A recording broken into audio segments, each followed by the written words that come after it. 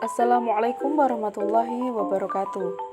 Perkenalkan, kami dari kelompok 12 Inovasi Pendidikan kelas Tadris Matematika 4C akan memaparkan materi tentang reformasi dan inovasi pendidikan. Adapun anggota dari kelompok kami adalah yang pertama Lismil Afifah dengan NIM 12204193049, yang kedua M. Triadi Apriliawan dengan NIM 12204193054, dan yang ketiga Dian Safitri dengan NIM 12204193166. Pada materi ini ada 7 subbab materi yang akan kami bahas, yaitu yang pertama pengertian reformasi dan inovasi pendidikan, yang kedua tujuan reformasi dan inovasi pendidikan, yang ketiga latar belakang reformasi dan inovasi pendidikan, yang keempat perlunya reformasi dan inovasi pendidikan, yang kelima hubungan antara reformasi dan inovasi pendidikan, yang keenam kondisi reformasi pendidikan nasional di Indonesia, dan yang ketujuh upaya yang harus diperhatikan dalam melakukan reformasi di bidang pendidikan. Saya akan menjelaskan pengertian reformasi dan inovasi pendidikan. Reformasi pada dasarnya memiliki arti memperbaiki, membetulkan, menyempurnakan dengan membuat sesuatu yang salah menjadi benar. Sedangkan dalam reformasi pendidikan merupakan upaya perubahan dalam lingkup pendidikan. Jadi, reformasi pendidikan adalah upaya perbaikan dalam tataran konsep pendidikan, perundang-undangan, peraturan, dan pelaksanaan pendidikan, serta menghilangkan praktek-praktek pendidikan di masa lalu yang tidak sesuai atau kurang baik, sehingga segala aspek pendidikan di masa mendatang menjadi lebih baik. Seperti itu untuk reformasi pendidikan. Lanjut, inovasi pendidikan. Pada dasarnya inovasi secara etimologi berasal dari kata Latin innovation yang memiliki arti pembaruan atau perubahan. Menurut Ibrahim, inovasi pendidikan adalah inovasi dalam bidang pendidikan atau inovasi untuk memecahkan masalah pendidikan. Jadi inovasi pendidikan adalah suatu ide, barang, metode yang dirasakan atau diamati sebagai hal baru bagi seseorang atau kelompok orang masyarakat, baik berupa hasil invention atau penemuan baru atau discovery, atau memiliki arti baru ditemukan orang yang digunakan untuk mencapai tujuan pendidikan atau memecahkan masalah pendidikan nasional. Untuk selanjutnya yaitu tujuan reformasi dan inovasi pendidikan. Di sini ada 4 tujuan dan tujuan. 1. Reformasi dan inovasi pendidikan pada dasarnya mempunyai tujuan supaya pendidikan dapat berjalan lebih efektif dan efisien dalam mencapai tujuan pendidikan nasional yang telah ditetapkan. 2. Memperluas kesempatan memperoleh dan menikmati pendidikan sesuai dengan kemauan, kemampuan, dan potensi yang dimiliki masing-masing individu tentunya. 3. Mengejar hal-hal baru yang dihasilkan oleh kemajuan ilmu dan teknologi supaya kualitas pendidikan menjadi lebih baik. 4. Mengupayakan pembangunan pendidikan nasional, baik sistem pendidikan maupun peserta didik, serta sarana dan prasarana pendidikan. Dan tambahan satu lagi poin, yaitu poin kelima, memecahkan masalah pendidikan dan menyongsong ke arah perkembangan dunia pendidikan yang telah lebih memberikan harapan kemajuan yang lebih pesat. Jadi pada poin yang kelima ini kita harus menyesuaikan era. Pendidikan terus di-upgrade dan juga disesuaikan dengan teknologi yang ada. Latar belakang reformasi dan inovasi pendidikan. Menurut Sutrisno, reformasi yang terjadi pada tahun 1998 berdampak langsung pada bangsa Indonesia, bukan saja pada bidang politik dan ekonomi, namun juga dalam bidang pendidikan. Reformasi digunakan sebagai momentum untuk melakukan pembaharuan sistem perundang-undangan pendidikan di Indonesia. Bidang pendidikan sangatlah penting untuk mempersiapkan masa depan bangsa ke arah lebih baik. Perlu disadari dan diwaspadai bersama bahwa kegagalan bidang pendidikan dalam menyiapkan masa depan bangsa merupakan suatu kegagalan bagi kelangsungan kehidupan suatu bangsa. Atas dasar itu, maka masa depan suatu bangsa sangat membutuhkan sumber daya manusia yang kreatif, inovatif, dinamis, dan bermoral baik yang mampu menghadapi segala tantangan yang ada.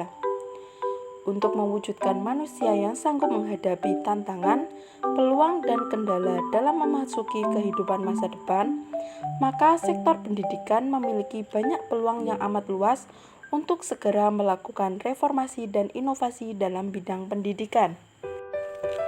Perlunya reformasi dan inovasi pendidikan.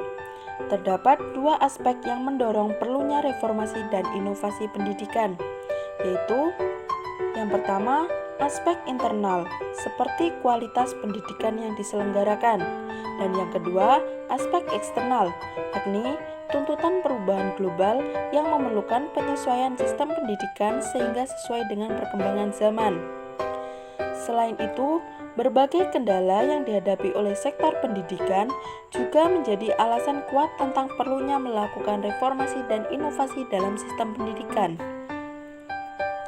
Adapun kendala-kendala yang dimaksud adalah yang pertama, rendahnya mutu pendidikan dan tingginya angka putus sekolah.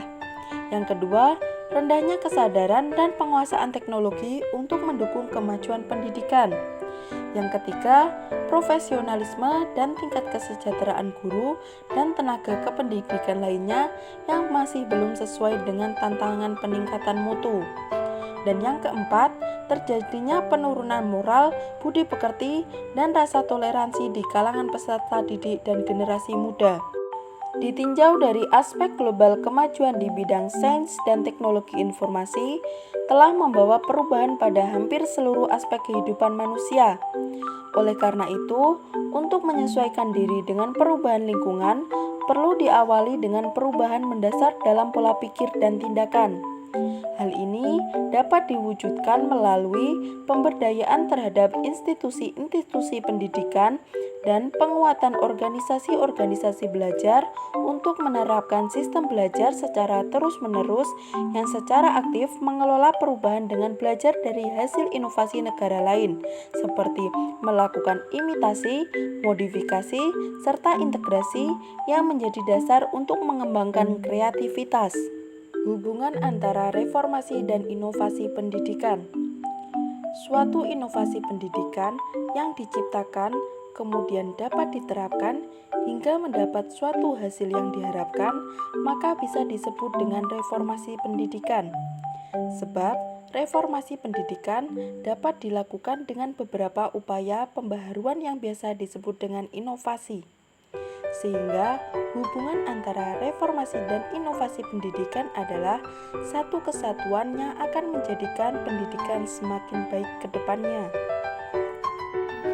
Kondisi reformasi pendidikan nasional di Indonesia. Dalam proses pembangunan ekonomi membutuhkan sumber daya pendidikan yang berkualitas tinggi. Oleh karena itu, perlu diadakannya pembaruan secara menyeluruh terhadap peranan pendidikan. Akan tetapi, sejauh ini, usaha yang mengarah ke sana masih belum mencapai target yang tinggi, sebab belum seimbangnya peranan pendidikan di Indonesia dalam proses pembangunan bangsa. Hal itu dikarenakan penentu kebijakan, dalam hal ini adalah pemerintah, masih belum menyatu dalam mewujudkan peranan pendidikan yang dapat mendongkrak kemajuan pembangunan ekonomi bangsa. Dimulai pada era reformasi, yakni tahun 1998, terjadilah beberapa reformasi pendidikan. Perubahan kurikulum terjadi pada tahun 2004, 2006, dan 2013. Pada sebuah webinar tanggal 6 Mei 2020, Menteri Pendidikan dan Kebudayaan Nadiem Anwar Makarim menegaskan bahwa akan diadakan reformasi sistem pendidikan, yakni melalui kebijakan Merdeka Belajar. Kebijakan Merdeka Belajar artinya memberi kemerdekaan setiap unit pendidikan berinovasi.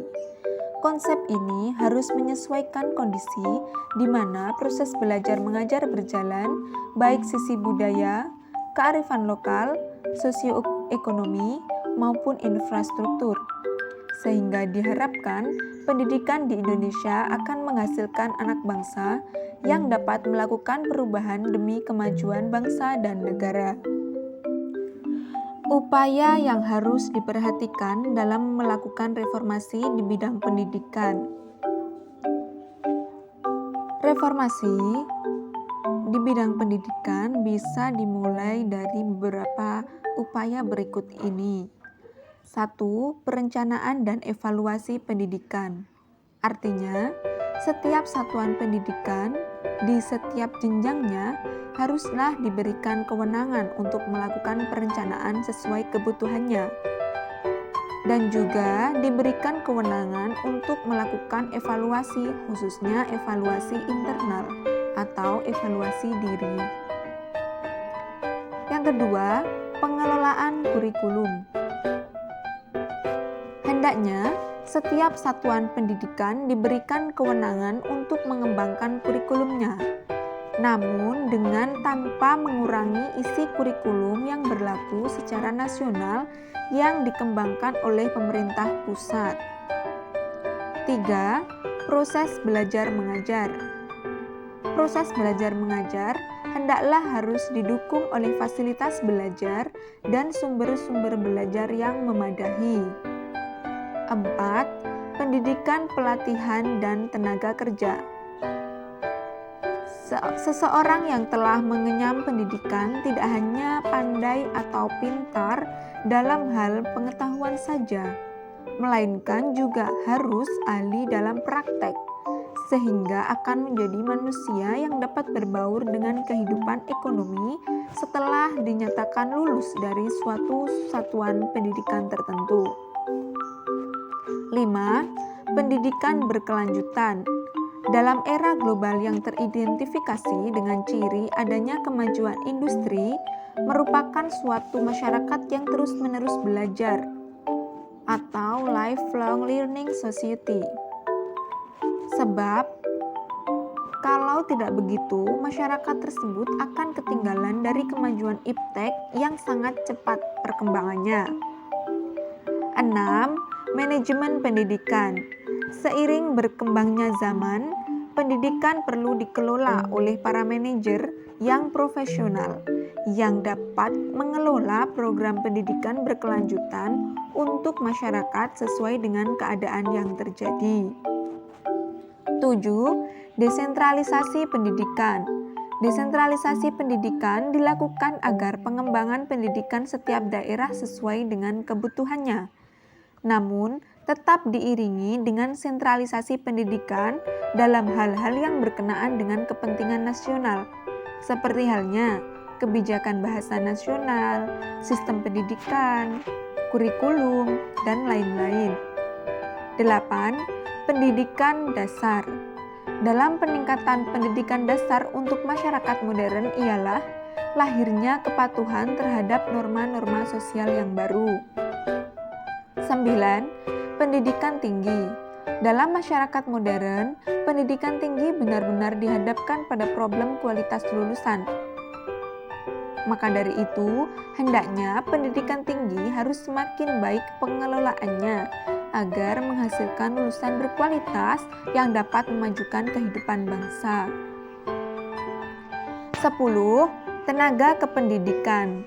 Tentunya, tenaga kependidikan di sini sangat berperan dalam mencerdaskan anak bangsa, sehingga dibutuhkan tenaga-tenaga pendidikan yang profesional dan juga berkualitas. 11. Pembiayaan pendidikan.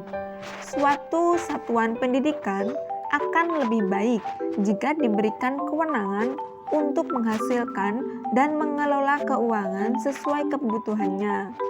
Namun, harus tetap mematuhi dan tidak menentang dengan peraturan pemerintah.